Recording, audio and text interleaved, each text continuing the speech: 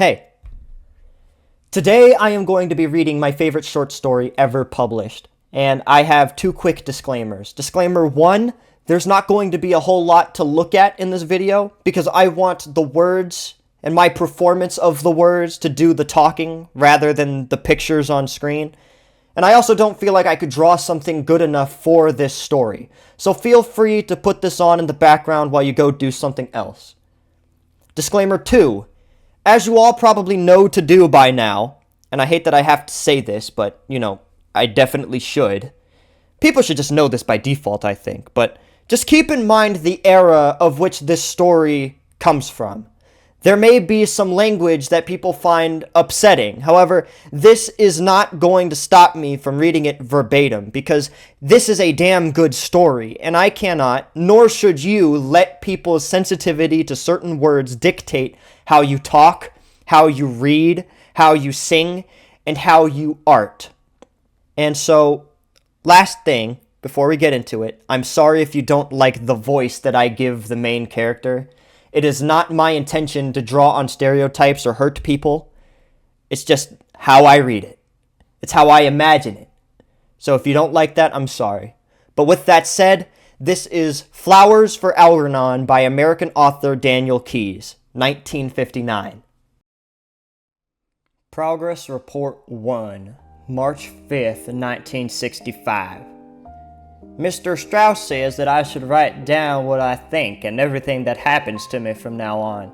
I don't know why, but he says it's important, so they will see if they will use me. And I hope they use me. Miss Kenyon says maybe they can make me smart. And I want to be smart. My name is Charlie Gordon, and I am 37 years old. And 2 weeks ago was my birthday. I have nothing more to write now, so I will close for today. Progress Report 2, March 6. I had a test today, and I think I failed it. And I think that maybe now they won't even use me. What happened is a nice young man was in the room, and he had some white cards with some ink spilt all over them. He said, "Charlie, what do you see on this card?" And I was very scared, even though I had my rabbit's foot in my pocket. Because when I was a kid, I always failed tests in school, and I spilled ink too. And I told him I saw an ink blot. He said yes, and that made me feel good. Now I thought that was all, but when I got up to go, he stopped me. He said, "Now sit down, Charlie, we ain't through yet." Then I don't remember so good, but he wanted me to say what was in the ink. And I didn't see nothing in the ink, but he said there was pictures. Then other people saw some pictures, and I couldn't see any pictures. I really tried to see them. I held the card close up and then far away. Then I said if I had my glasses, I could see better. I usually only wear my glasses in the movies or TV, but I said they are in the closet down the hall. And then I got them. Then I said, let me see that card again, and I bet I'll find it now. And I tried hard, but I still couldn't find the pictures. I only saw the ink. And I told him maybe I need new glasses. He wrote something down on a paper, and I got scared of failing the test. And I told him it was a very nice ink blot with little points all around the edges. He looked very sad, so that wasn't it.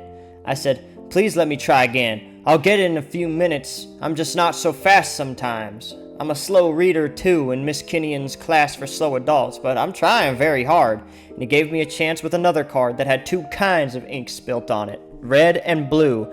And he was very nice, and he talked slow like Miss Kenyon does, and he explained it to me that it was called a raw shock. He said people see things in the ink. I said, show me where, and he said, just think. And I told him, I think a ink blot, but that wasn't right either. He said, what does it remind you? Pretend something. And I closed my eyes for a long time to pretend, and I told him, I pretend a fountain pen with ink leaking all over the tablecloth. And then he got up and he went out. I don't think I passed the raw shock test. Progress Report 3, March 7. Dr. Strauss and Dr. Niemer say it don't matter about the ink blots, and I told them that I didn't spill the ink on either of the cards, and I couldn't see anything in the ink. They said that maybe they will still use me, and I said Miss Kenyon never gave me tests like that one, only spelling and reading. They said Miss Kenyon told them that I was their bestest pupil in the adult night school because I tried the hardest and I really wanted to learn. They said, how come you went to the adult night school all by yourself, Charlie? how did you find it? And I said, I asked people, and somebody told me where I should go to learn to read and spell good. And they said, why did you want to? And I told them, because all my life, I wanted to be smart and not dumb. But it's very hard to be smart. They said, you know it will probably be temporary. And I said, yes. Miss Kenyon told me that. And I don't even care if it hurts. Later, I had more crazy tests today. The nice lady who gave it me told me the name, and I asked her, how do you spell it so I can write it on my progress report? Thematic apperception test. And I don't know the first two words, but I know what test means. You gotta pass it or you get bad marks. And this test looked easy because I could see the pictures. Only this time she didn't want me to tell her the pictures, and that mixed me up. And I said, the man yesterday said I should tell him what I saw in the ink, and she said that don't make no difference. She said, make up stories about the people in them pictures. And I told her, how can you tell stories about people you never even met? I said, why should I make up lies?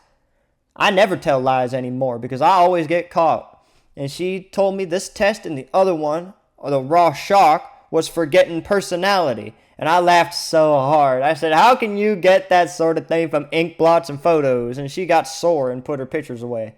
I don't care. It was silly. And I guess I failed that test too then. Later on, some men in white coats took me to a different part of the hospital and gave me a game to play. It was like a race with a white mouse, and they called that mouse Algernon. Algernon was in a box with a lot of twists and turns, like all kinds of walls. And they gave me a pencil and a paper with lines and lots of boxes, and on one side it said start, and on the other end it said finish. And they said it was amazed, and that Algernon and me had the same amazed to do. And I didn't see how we could have the same amazed if Algernon had a box and I had a paper, but I didn't really say nothing. Anyway, there wasn't time because the race started, and one of the men had a watch that he was trying to hide so I wouldn't see it. So I tried not to look, and that just made me nervous. Anyways, that test made me feel worser than all the others because they did it over 10 times with different amazeds, and Algernon won every single time. I didn't know that mice were so smart. Maybe that's because Algernon is a white mouse, and maybe white mice are smarter than the other mice. Progress Report 4, March 8th. They're going to use me. I'm so excited I can hardly write. Dr. Niemer and Dr. Strauss had an argument about it at first. Dr. Niemer was in the office when Dr. Strauss brought me in, and Dr. Niemer was worried about using me, but Strauss told him Miss Kenyon recommended me the best from all the people who she was teaching. And I like Miss Kenyon because she's a very smart teacher, and she said, Charlie, you're going to have a second chance. If you volunteer for this experiment, you might get smart. And they don't know if it'll be permanent, but there's a chance. And that's why I said okay, even when I was scared, because she said it was an operation. She said, don't be scared, Charlie. You done so much with so little that I think you deserve it most of all. And so I got scared when Dr. Niemer and Dr. Strauss argued about it. Dr. Strauss said, I have something that was very good. He said I had a good motivation. And I never even knew I had that. I felt proud when he said that not everybody with an IQ of 68 had that sort of thing. And I don't know what it is or where I got it, but he said Algernon had it too. Algernon's motivation is the cheese they put in his box, but it can't be that because I didn't eat any cheese this week. Then he told Dr. Niemer something I didn't understand, so while they were talking, I wrote down some of the words. He said, Dr. Niemer, I know Charlie is not what you had in mind as the first of your new breed of intellectual supermen, but most people of his low mentality are hostile and uncooperative. They are usually dull, apathetic, and hard to reach. He has a good nature. He is interested and eager to please. And Dr. Niemer said, remember, he will be the first human being ever to have his intelligence tripled by surgical means. Dr. Strauss said, exactly. Look at how well he's learned to read and write for his low mental age. It's as great an achievement as you and I learning Einstein's theory of relativity without help. That shows the intense motivation. It's compared. And I say we use Charlie. And I didn't get all the words, and they were talking so fast, but it sounded like Dr. Strauss was on my side and like the other wasn't. Then Dr. Niemer nodded, and he said, all right, maybe you're right, we will use Charlie." And when he said that, I got so excited, I jumped up and I shook his hand for being so good to me. I told him, "Thank you, Doc. You won't be sorry for giving me a second chance." And I mean it, like I told him. After the operation, I'm going to try to be smart. I'm going to be trying awful hard. Progress Report 5, March 10th. I'm scared. Lots of people who work here and the nurses and the people who gave me the test came to bring me candy and wish me luck, and I hope I have luck. I got my rabbit's foot, my lucky penny, and my horseshoe. Only a black cat crossed me when I was coming to the hospital. Dr. Strauss says, "Don't be superstitious, Charlie. This is science." Anyways, I'm keeping my rabbit's foot with me. And I asked Dr. Strauss if I'll beat Algernon in the race after the operation, and he said maybe. If the operation works, I'll show that mouse that I can be as smart as he is, and maybe even smarter. Then I'll be able to read better and spell the words good and know lots of things and be like the other people. I want to be smart like other people. If it works permanent, they will make everybody smart all over the world. And they didn't give me anything to eat this morning. I don't know what eating has to do with getting smart, because I'm very hungry, and Dr. Niemer took away my box of candy, and that Dr. Niemer is a grouch. Dr. Strauss says that I can have it back after the operation, but I guess you can't eat before an operation. Progress Report 7, March 19th. Nothing is happening. I had lots of tests and different kinds of races with Algernon, and I hate that mouse. He always beats me, and Dr. Strauss said I gotta play those games, and he said sometime I gotta take those tests all over again. Those Inca blots are stupid, and those pictures are stupid too. Now I like to draw a picture of a man and a woman, but I won't make up lies about people. Now I got a headache from trying to think so much, and I thought Dr. Strauss was my friend, but he don't even help me. He don't tell me what I'm supposed to think, or when I'll get smart, and Miss Kenyon didn't come to see me either. I think writing these progress reports are stupid too. Progress Report 8, March 23rd. Now I'm going back to work at the factory. They said it was better, and I should go back to work, but I can't tell anybody what the operation was for, and I have to come to the hospital for an hour after every night after work. They are going to pay me money every month for learning to be smart, and I'm glad I'm going back to work because I missed my job and all my friends and all the fun we have there. And Dr. Strauss says I should keep writing things down, but I don't have to do it every day, just when I think of something or when something special happens. He says don't get discouraged because it takes time and it happens slow. He says it took a long time with Algernon before he got 3 times smarter than he was before, and that's why Algernon beats me all the time, because he had the operation too. And that makes me feel better. I could probably do the amaze faster than a regular mouse at least. Maybe someday I'll beat Algernon. Boy, that would be something. But so far Algernon looks like he might be smart permanent. March 25. I don't have to write progress report on top anymore, just when I hand it in once a week for Dr. Niemer to read. I just have to put the date on, and that saves time. We had a lot of fun at the factory today. Joe Carp said, "Hey, look where Charlie had his operation. What did they do, Charlie? Put some brains in?" And I was going to tell him, but I remembered Dr. Strauss said no. Then Frank Riley said, "What did you do, Charlie? Forget your key and open your door the hard way?" And that made me laugh. They're really my friends, and they like me. Sometimes somebody will say, "Hey, look at Joe or Frank or George. He really pulled a Charlie Gordon." I don't know why they say that, but they always laugh. And this morning, Amos Borg, who is the foreman at Donegan's, used my name when he shouted at Ernie the office boy. Ernie lost a package, and he said, "Ernie, for God's sake, what are you trying to be, a Charlie Gordon?" And I don't understand why he said that, because I never lost any packages. March 28th.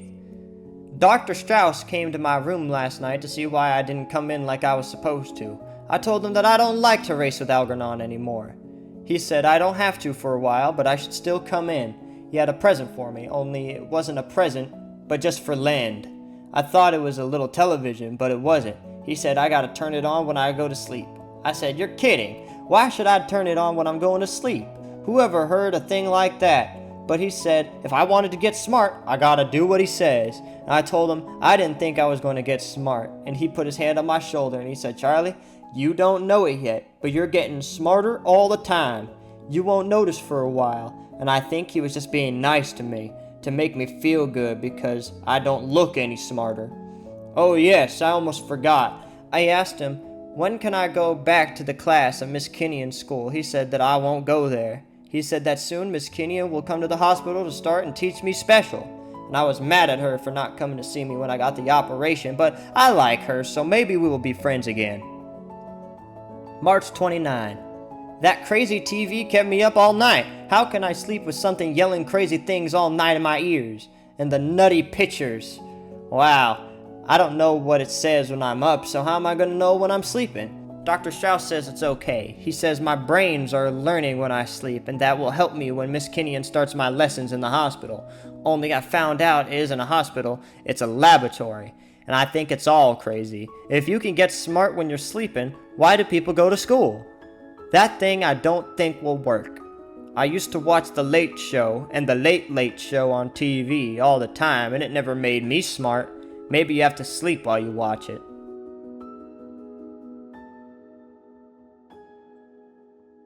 Progress Report 9, April 3rd. Dr. Strauss showed me how to keep the TV turned low so now I can sleep. And I don't hear a thing. And I still don't understand what it says. A few times I play it over in the morning to find out what I learned when I was sleeping, and I just don't think so.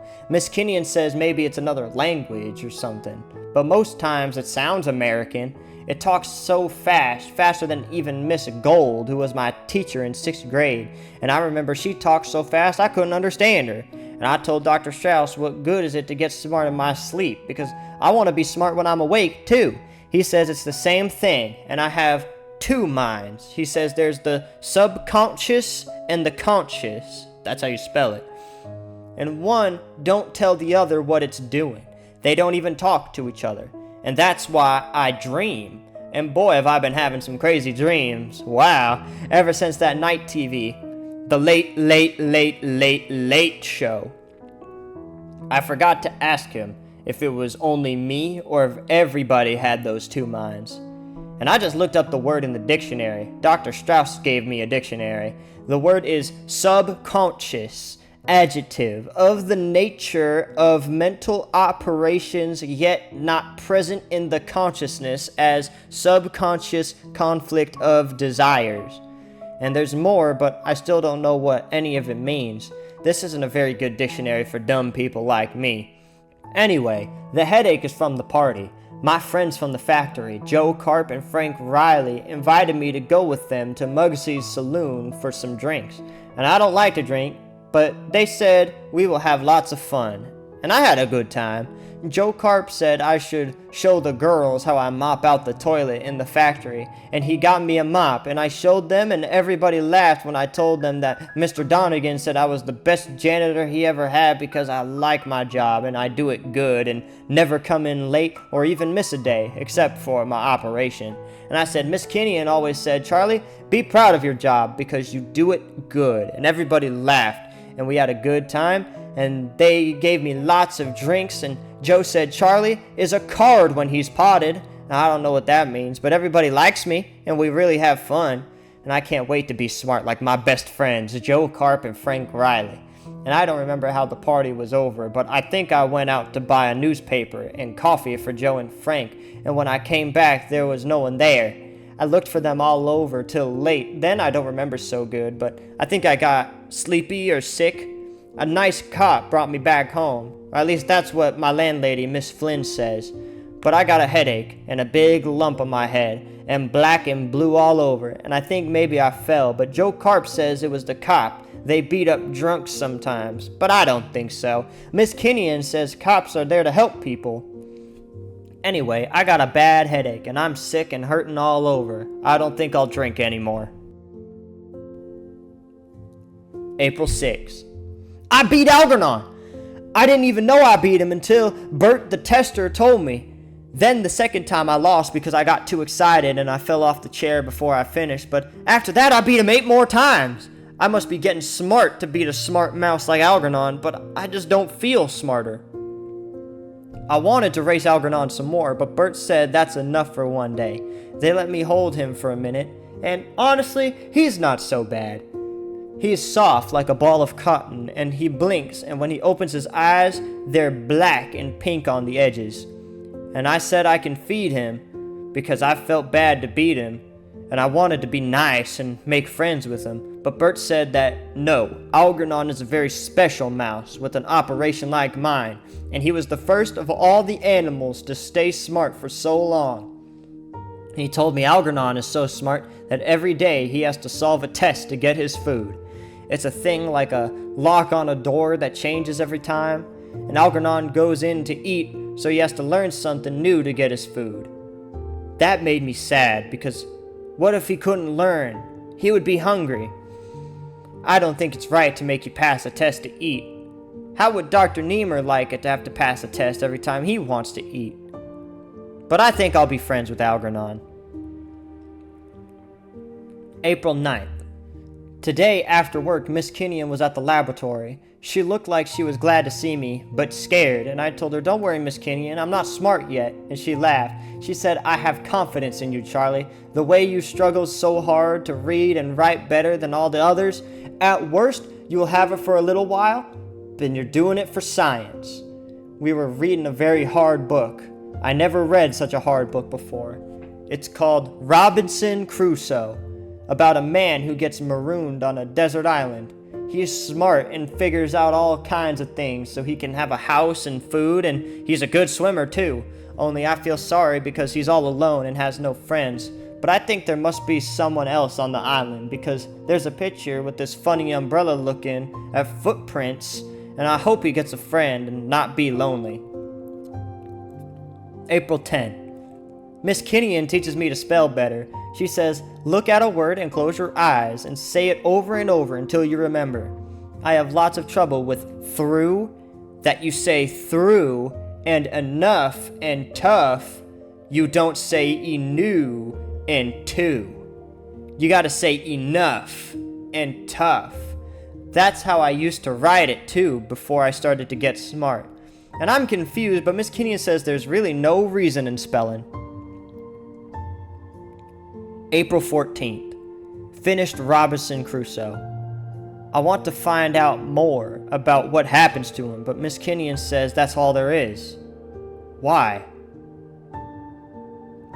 April 15th. Miss Kinnian says I'm learning fast. She read some of the progress reports and she looked at me kind of funny. She says I'm a fine person and I'll show them all. And I asked her why, and she said never mind, but I shouldn't feel bad if I find out that everybody isn't nice like I think. She said for a person who God gave so little to you, done more than a lot of people with brains they never even use. And I said all my friends are smart people, but they're good, and they like me, and they never did anything that wasn't nice. And then she got something in her eye, and she had to run out to the ladies' room. April 16th. Today, I learned the comma. This is a comma. It's a period with a tail, and Miss Kinnian says it's important because it makes writing better. She said somebody could lose a lot of money if a comma isn't in the right place. And I don't have any money, and I don't see how a comma keeps you from losing it, but she says everybody uses commas, so I guess I'll use them too. April 17th. I used the comma wrong. It's punctuation. Miss Kinnian told me to look up long words in the dictionary to learn to spell them, and I said, well, what's the difference if you can read it anyway? And she said, it's part of your education, so from now on, I'll look up all the words I'm not sure how to spell. It takes a long time to write that way, but I think I'm remembering. I only have to look up once, and after that, I get it right. Anyway, that's how come I got the word punctuation right. It's that way in the dictionary. Miss Kinnian says a period is punctuation too, and there are lots of other marks to learn. I told her I thought all periods had to have tails, but she said, no, you gotta mix them up. And she showed me how to mix them up, and now I can mix up all kinds of punctuation in my writing. There are lots of rules to learn, but I'm getting them in my head. One thing I like about dear Miss Kinnian, that's the way it goes in a business letter if ever I go into business, is she always gives me a reason when I ask. She's a genius, and I wish I could be smart just like her. Punctuation is fun. April 18th. What a dope I am! I didn't even understand what she was talking about. I read the grammar book last night and it explains the whole thing. Then I saw it was the same way as Miss Kinnian was trying to tell me, but I just didn't get it. I got up in the middle of the night and the whole thing straightened out in my mind. Miss Kinnian said that the TV working in my sleep was helping me out. She said I reached a plateau, and that's like a flat top of a hill. And I figured out how punctuation worked. I read all over my old progress reports from the beginning, and boy did I have some crazy spelling and punctuation. And I told Miss Kinnian I ought to go over the pages and fix all the mistakes, but she said, "No, Charlie, Dr. Niemer wants them just as they are. That's why he let you keep them after they were photo-stated, so you could see your own progress. You're coming along fast, Charlie," and that made me feel good. After the lesson, I went down and I played with Algernon. We don't race anymore.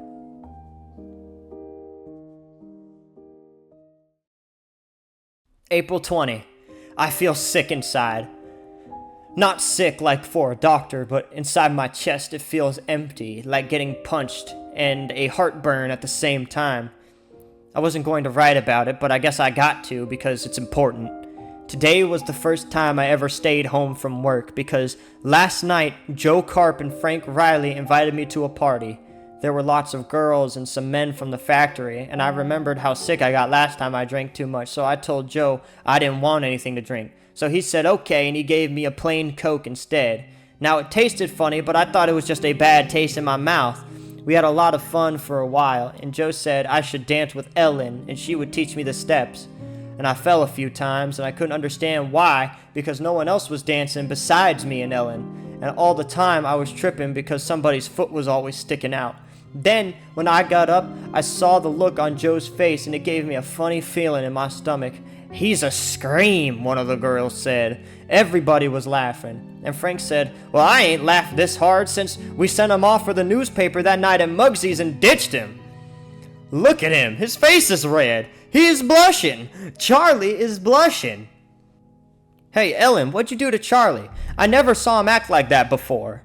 And I didn't know what to do or where to turn. Everybody was looking at me and laughing, and I felt naked, and I wanted to hide myself, and I ran out into the street and I threw up, and then I walked home.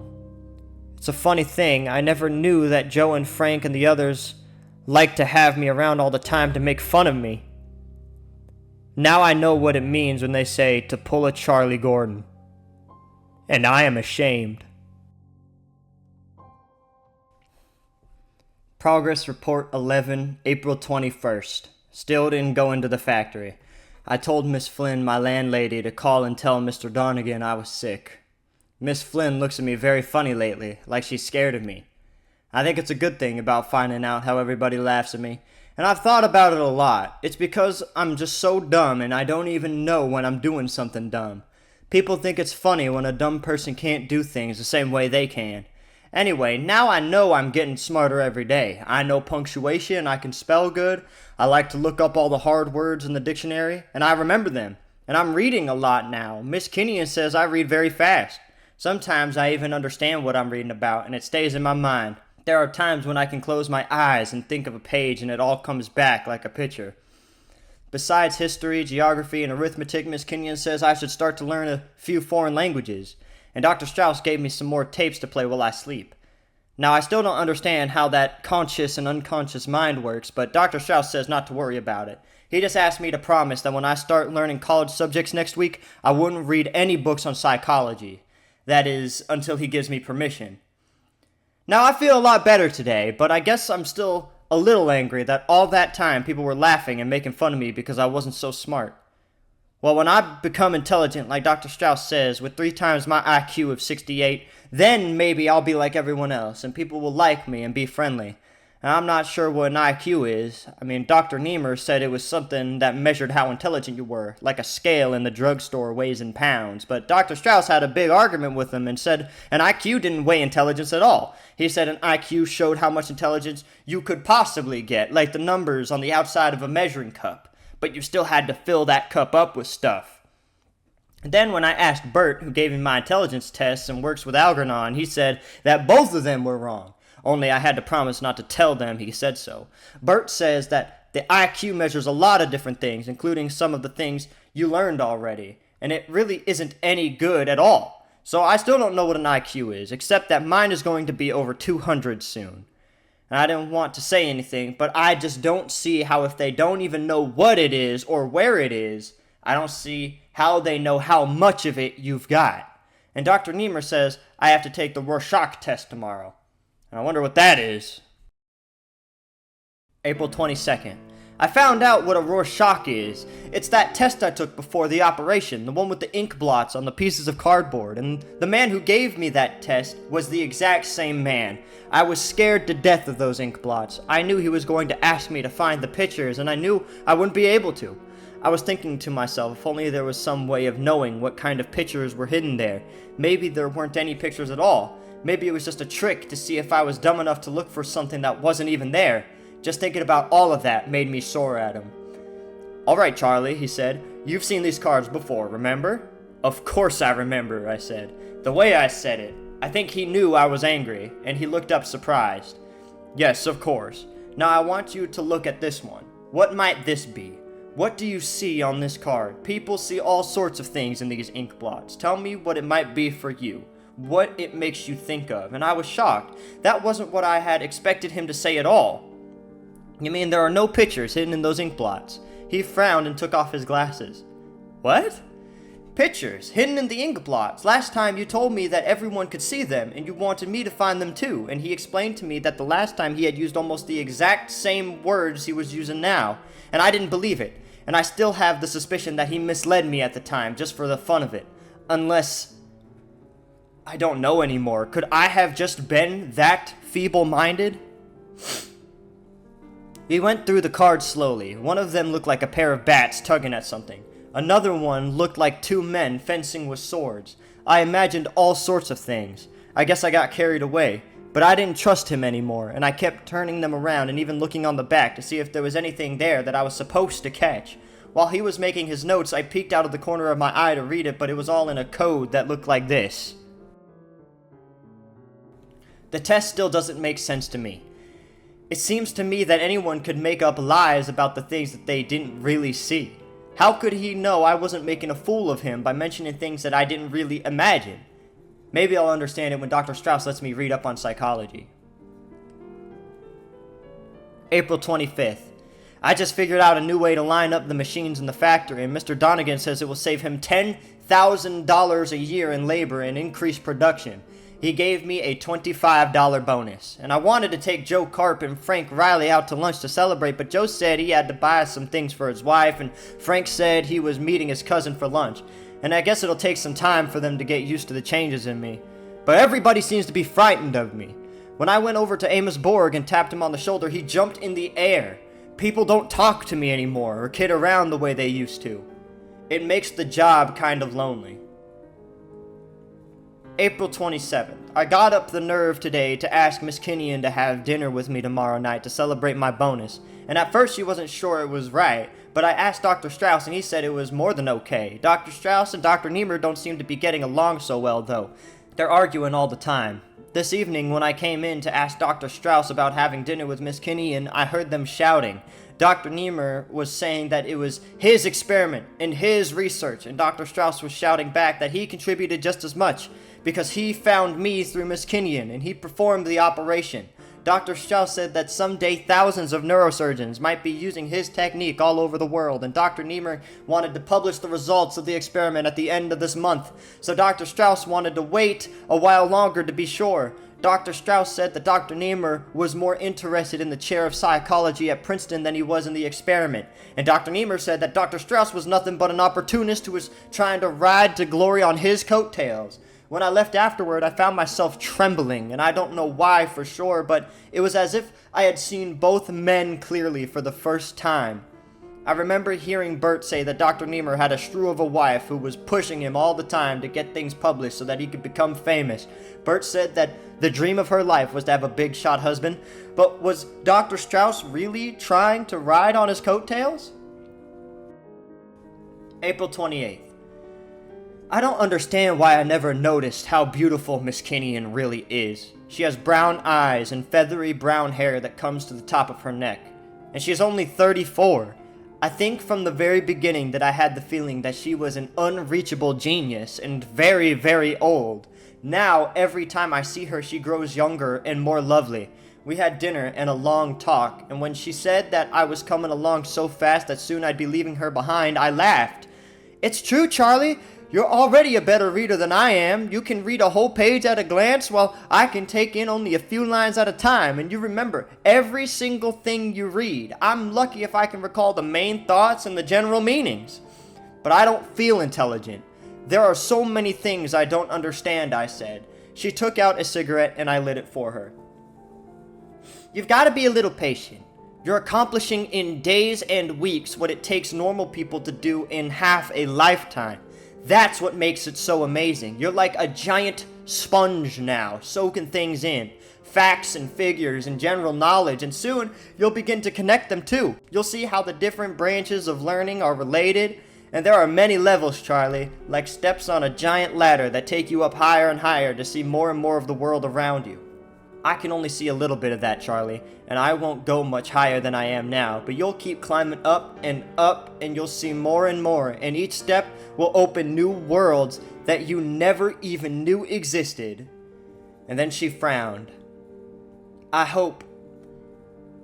just hope to God... What? I asked. Never mind, Charles. I just hope I wasn't wrong to advise you to go into this in the first place. And I laughed. How could that be? It worked, didn't it? Even Algernon is still smart. And we sat there silently for a while, and I knew what she was thinking about as she watched me toying with the chain of my rabbit's foot on my keys. I didn't want to think of that possibility any more than elderly people want to think of death. I knew that this was only the beginning. I knew what she meant about levels, because I'd seen some of them already. The thought of leaving her behind made me sad, because I'm in love with Miss Kinnian. Progress Report 12, April 30th. I have quit my job with Donegan's Plastic Box Company. Mr. Donegan insisted that it would be better for all concerned if I left, but what did I do to make them hate me so? The first I even knew of it was when Mr. Donegan showed me the petition. 840 names. Everyone connected with the factory, except for Fanny Gurdon. Scanning the list quickly, I saw at once that hers was the only missing name. All of the rest demanded that I be fired. Joe Carp and Frank Riley wouldn't talk to me about it. No one else would either, except for Fanny. She was one of the only few people I'd known who had set her mind to something and believed it, no matter what the rest of the world proved or said or did. And Fanny did not believe that I should have been fired. She had been against the petition on principle, and despite the pressure and the threats, she had held out. Which don't mean to say, she remarked, that I don't think there's something mighty strange about you, Charlie. Them changes? I don't know. You used to be a good, dependable, ordinary man. Not too bright, maybe, but honest. Who knows what you have done to yourself to get so smart all of a sudden? Like everybody around here has been saying, Charlie, it's just not right. But how can you say that, Fanny? What is wrong with a man becoming intelligent and wanting to acquire knowledge and understanding of the world around him? And she stared down at her work, and I turned to leave. Without looking at me, she said, it was evil when Eve listened to the snake and ate from the tree of knowledge, and it was evil when she saw that she was naked. If not for that, none of us would ever have to grow old and sick and die. And once again, I now have that feeling of shame burning inside me. This intelligence has driven a wedge between me and all of the people I once knew and loved. Before, they laughed at me, despised me for my ignorance and my dullness. Now, they hate me for my knowledge and understanding. So what in God's name do they want of me? They've driven me out of the factory. Now I'm more alone than ever before.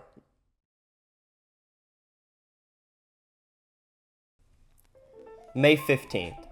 Dr. Strauss is very angry at me for not having written any progress reports in 2 weeks, and he's justified because the lab is now paying me a regular salary, and I told him I was too busy thinking and reading.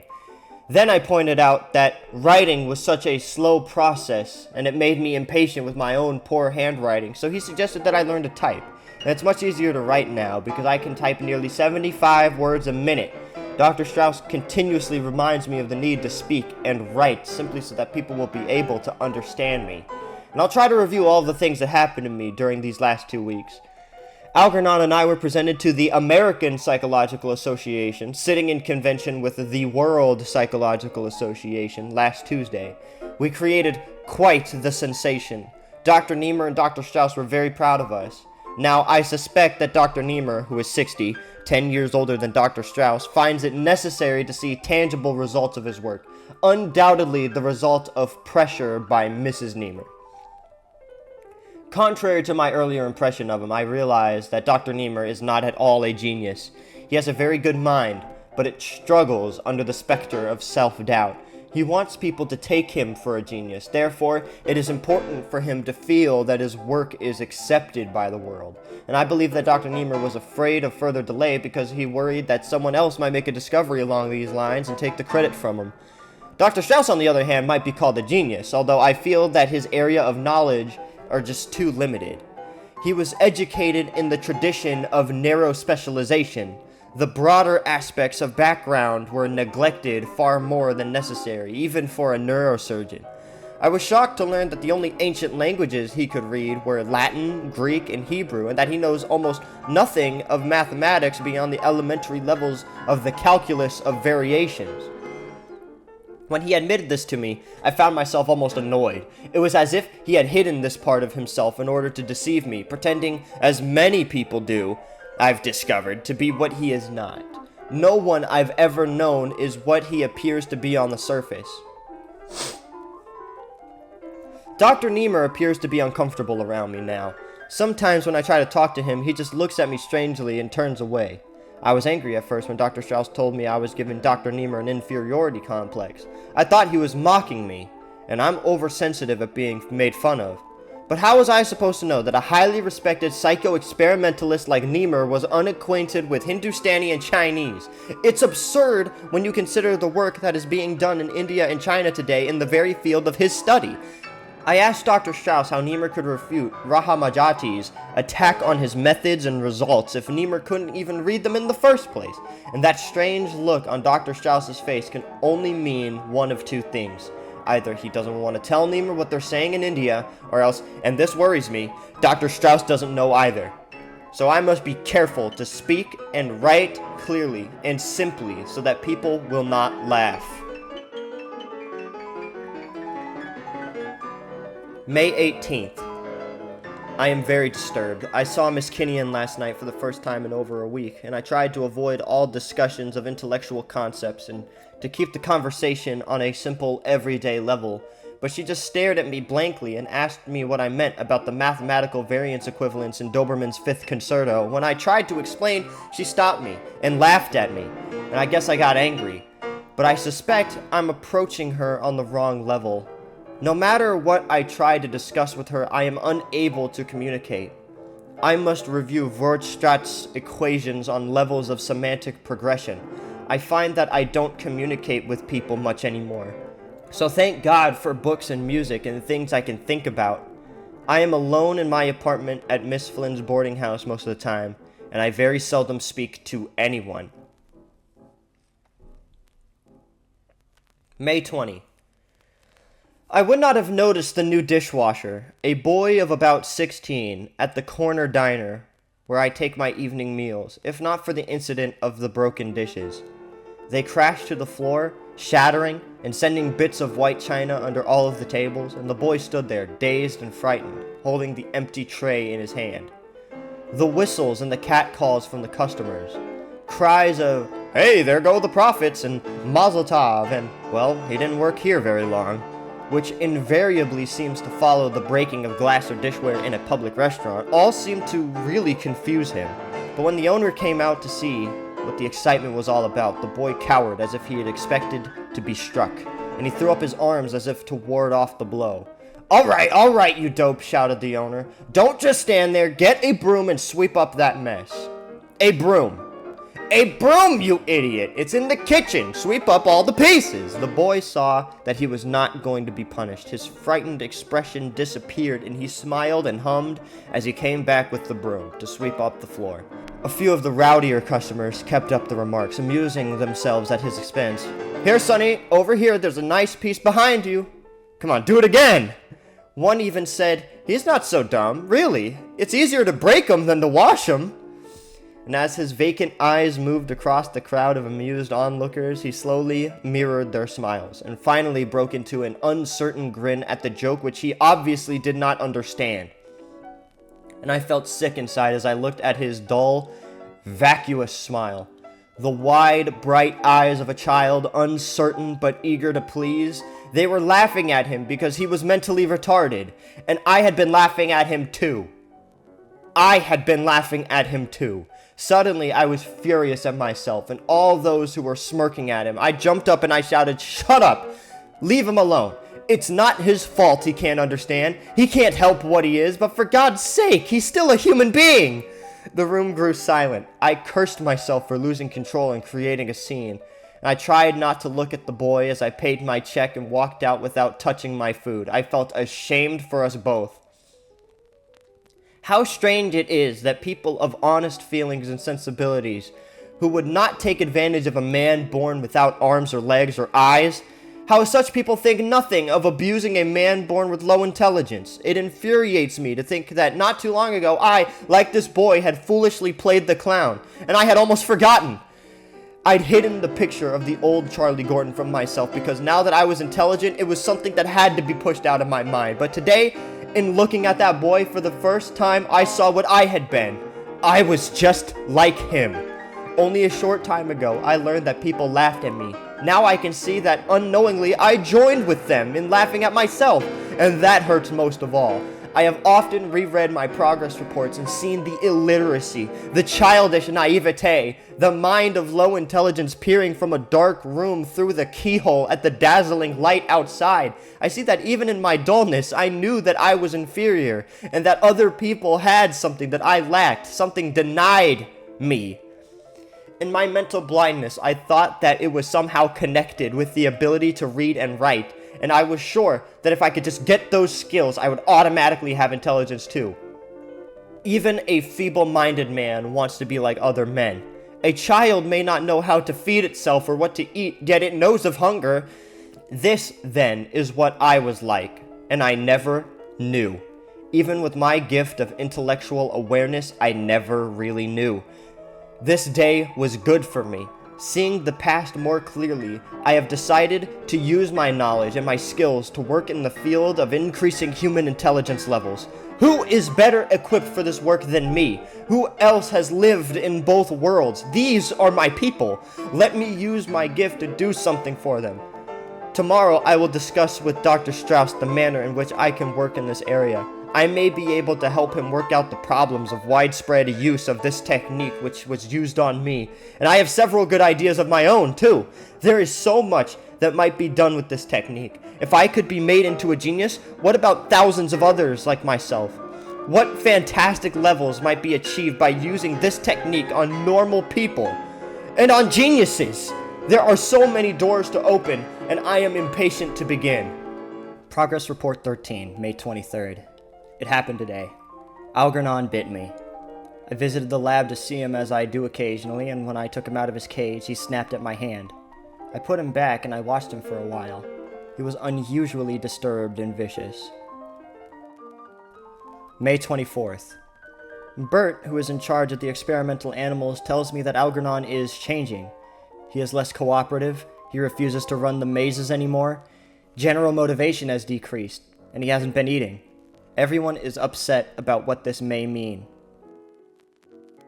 May 25th. They've been feeding Algernon, who now refuses to work the shifting lock problem. Everyone identifies me with Algernon. because in a way we're both the first of our kind. They're all pretending that Algernon's behavior is not necessarily significant for me, but it's hard to hide the fact that some of the other animals who are used in this experiment are showing strange behaviors. Dr. Strauss and Niemer have asked me not to come to the lab anymore, and I know what they're thinking, but I can't accept it. I am going ahead with my plans to carry their research forward. With all due respect to both of these fine scientists, I am well aware of their limitations. If there is an answer, I will have to find it out for myself. Suddenly, time has become very important to me. May 29th. I have been given a lab of my own and permission to go ahead with the research. I'm on to something. Working day and night, I've had a cot moved into the lab. Most of my writing time is spent on the notes, which I keep in a separate folder. But from time to time, I feel it necessary to put down my moods and my thoughts out of sheer habit. I find the calculus of intelligence to be a fascinating study. Here is the place for the application of all of the knowledge that I have acquired. In a sense, it is the problem I've been concerned with my entire life. May 31st. Dr. Strauss thinks that I'm working too hard, and Dr. Niemer says I'm trying to cram a lifetime of research and thought into a few weeks.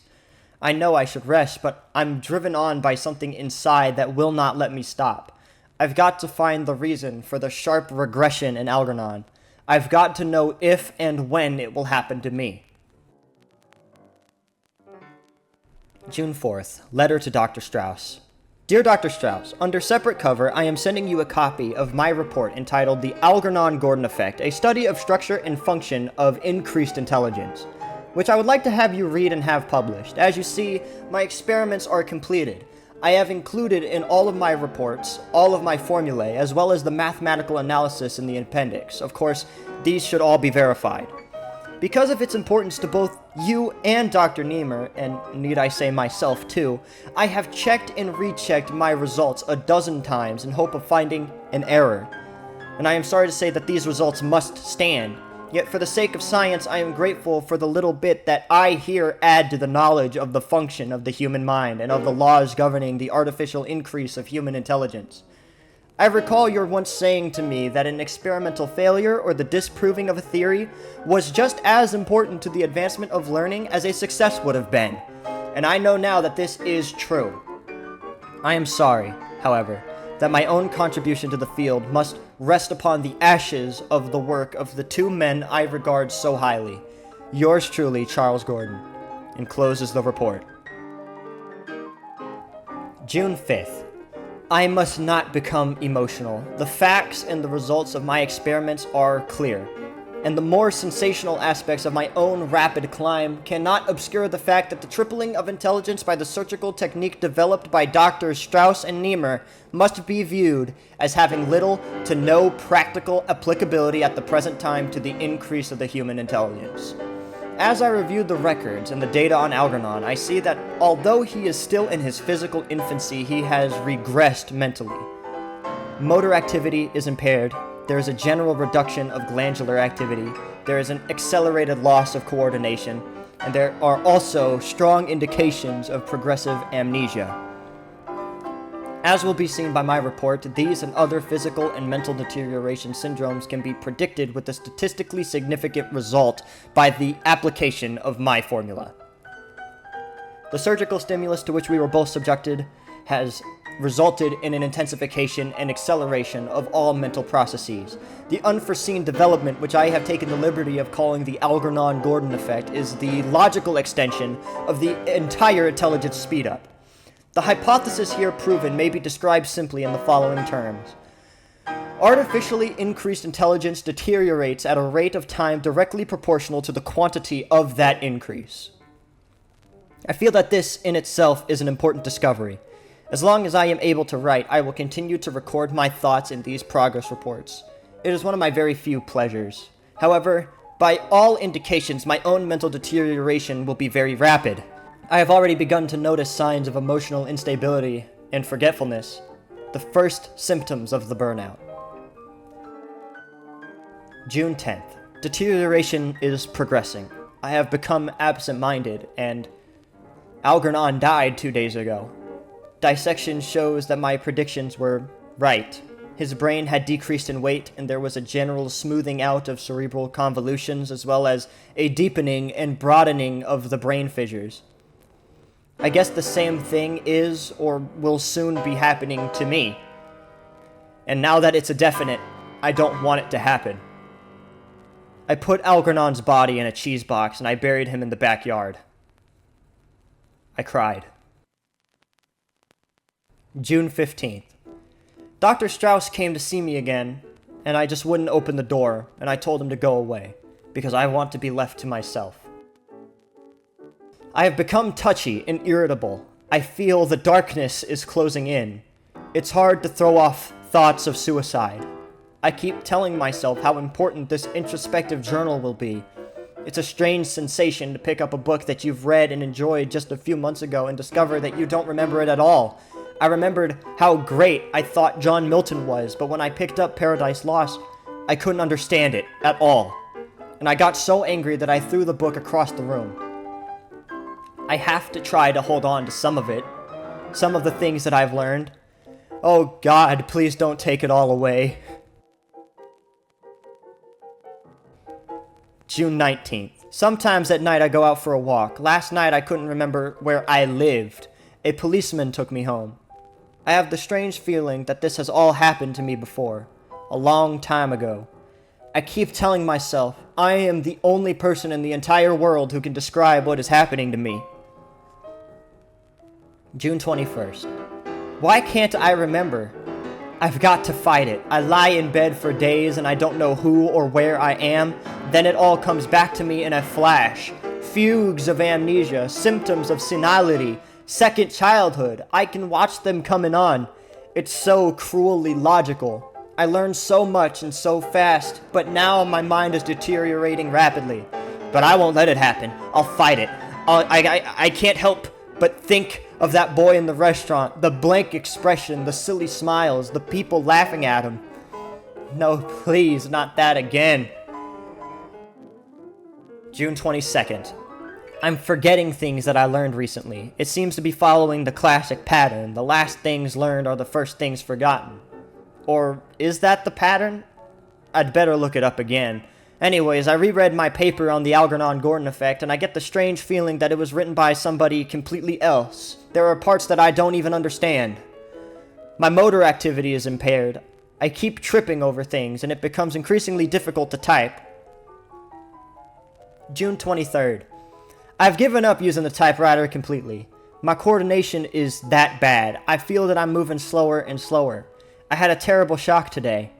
I picked up a copy of an article that I used in my research, Kruger's Psychische Ganzheit, to see if it would help me understand what I had done.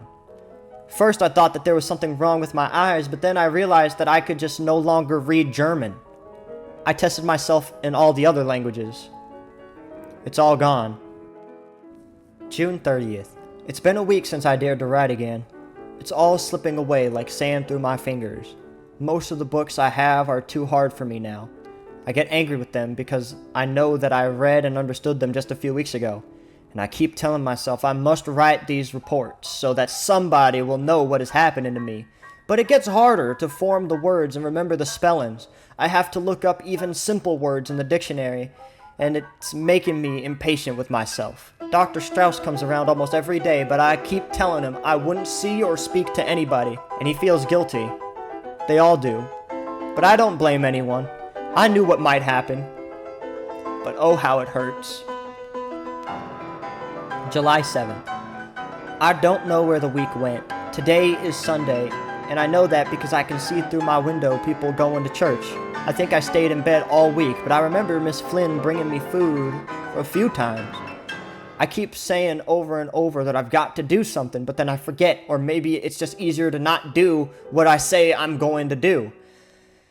I think of my mother and my father a lot these days. I found a picture of them with me taken at a beach. My father has a big ball under his arm, and my mother is holding me by the hand.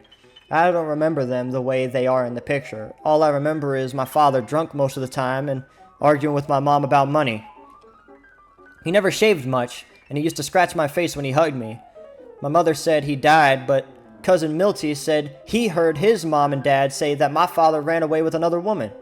When I asked my mother, she slapped me in my face and said my father was dead, and I don't think I ever found out which was true, but I don't really care that much. He said he was going to take me to see cows on a farm once, but he never did. He never keeps his promises. July 10th.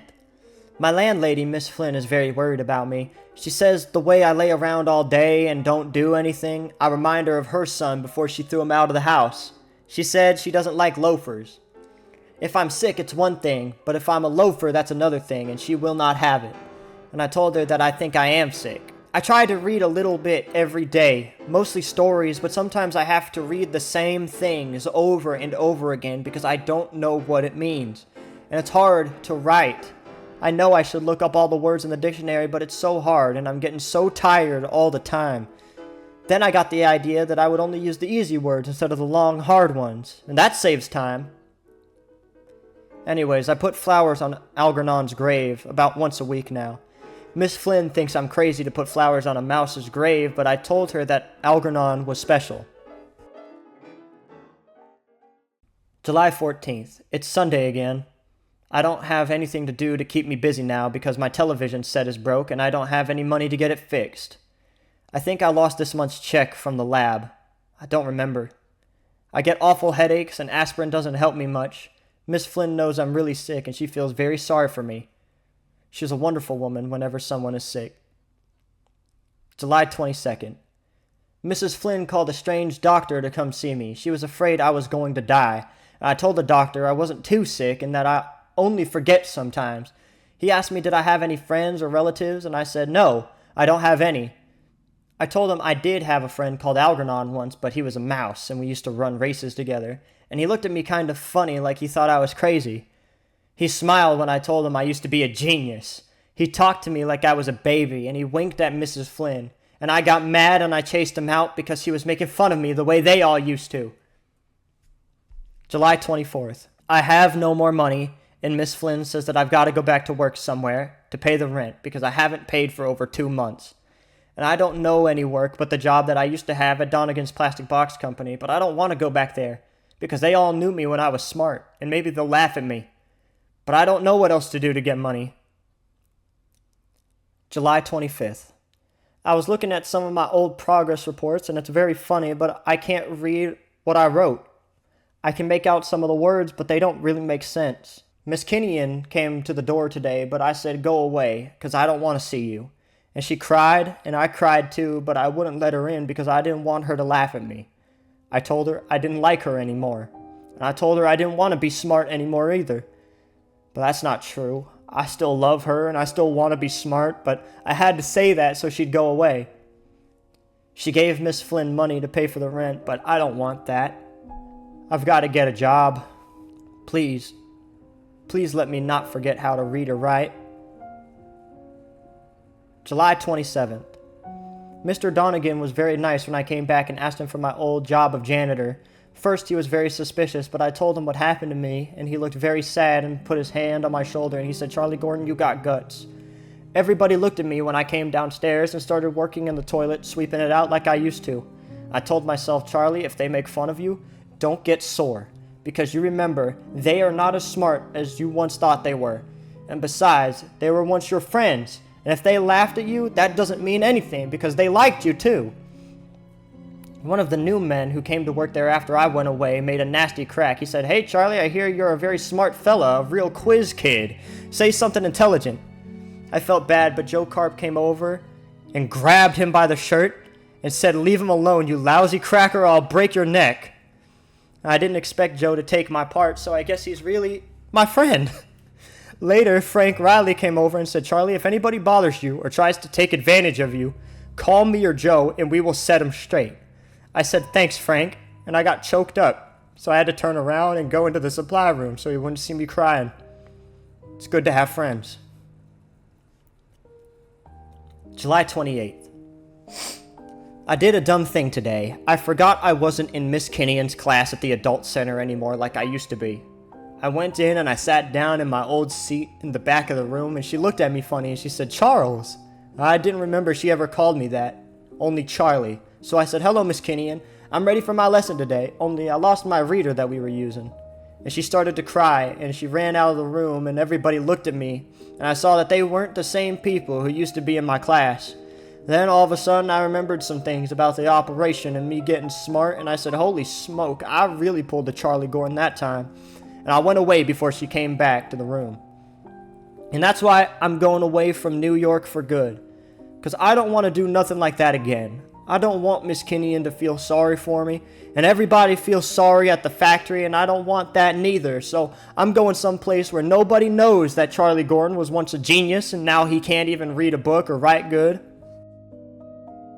I'm taking a couple of books along, and even if I can't read them, I'll practice hard and maybe I won't forget everything that I learned. If I try real hard, maybe I'll get a little bit smarter than I was before the operation. I got my rabbit's foot and my lucky penny, and maybe they'll help me. And if you ever read this, Miss Kinnian, don't feel sorry for me, because I'm glad that I got a second chance to be smart, because I learned a lot of things that I never even knew were in this world, and I'm grateful that I saw it all for even a little bit. And I don't know why I'm dumb again, or what I did wrong. Maybe it's because I didn't try hard enough, but if I try and I practice very hard, maybe I'll get a little smarter and know what all the words are. I remember a little bit how nice I had a feeling with the blue book that has the torn cover when I read it. That's why I'm gonna keep trying to get smart, so I can have that feeling again. It's a good feeling to know things and to be smart, and I wish I had it right now. If I did, I would sit down and read all the time. Anyway, I bet I'm the first dumb person in the world who ever found out something important for science. I remember I did something, but I don't remember what it was. So I guess it's like I did it all for the dumb people like me. So goodbye, Miss Kinnian and Dr. Strauss and everybody. And P.S. Please tell Dr. Niemer not to be such a grouch when people laugh at him, and then he would have more friends. Because it's easier to make friends if you let people laugh at you. And I'm gonna have a lot of friends where I go. P.P.S. Please, if you get a chance, put some flowers on Algernon's grave in the backyard.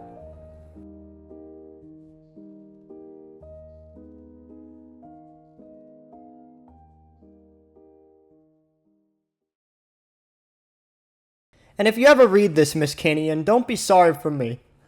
Jesus, I'm getting choked up.